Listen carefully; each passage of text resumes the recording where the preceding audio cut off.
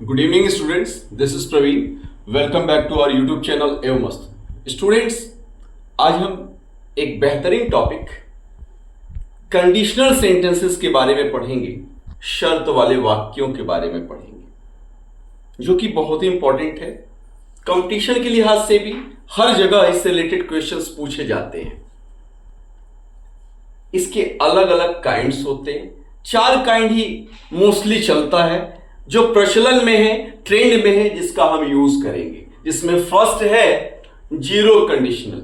Zero conditional इसमें general fact की चर्चा केवल की जाती है। इसके दोनों क्लॉजेस में प्रेजेंट टेंस ही रखा जाता है। हम कह सकते हैं इफ प्लस सिंपल प्रेजेंट, और दूसरे में भी सिंपल प्रेजेंट ही होगा। If you touch fire you get burned. यदि आप फायर को टच करते हैं तो आप जल जाते हैं। ये जनरल कंडीशन, जनरल सिचुएशन की चर्चा कर रहा है।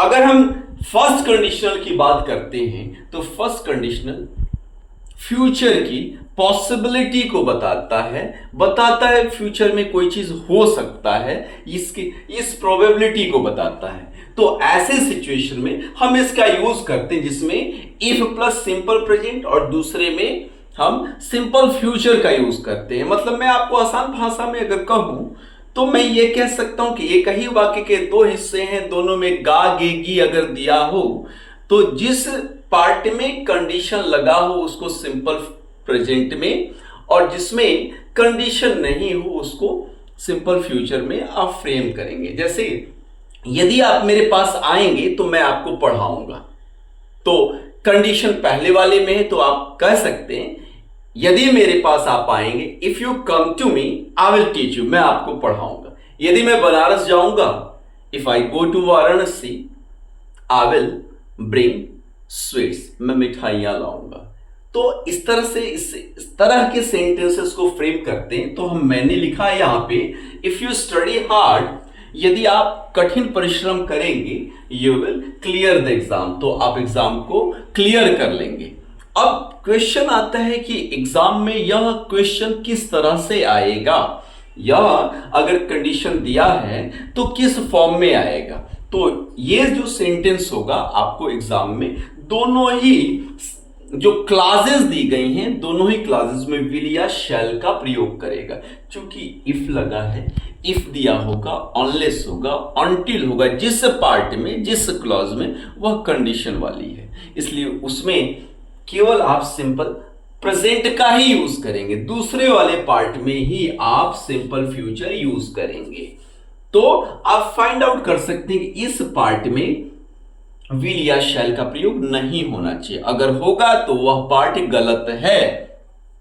अब आते हैं सेकेंड कंडीशन में। ये हाइपोथेटिकल सिचुएशन को बताता है, इमेजिनरी कंडीशन को बताता है। यह बताता है प्रेजेंट या फ्यूचर की काल्पनिक चीजों के बारे में इसमें चर्चा होती है। तो आप कह सकते हैं इफ आई वर यू, यदि मैं आपके स्थान पर होता, I would take a vacation, मैं छुट्टी ले लेता। If I were the prime minister of India, यदि मैं भारत का प्रधानमंत्री होता, I would remove the poverty from India, मैं भारत से गरीबी को हटा देता।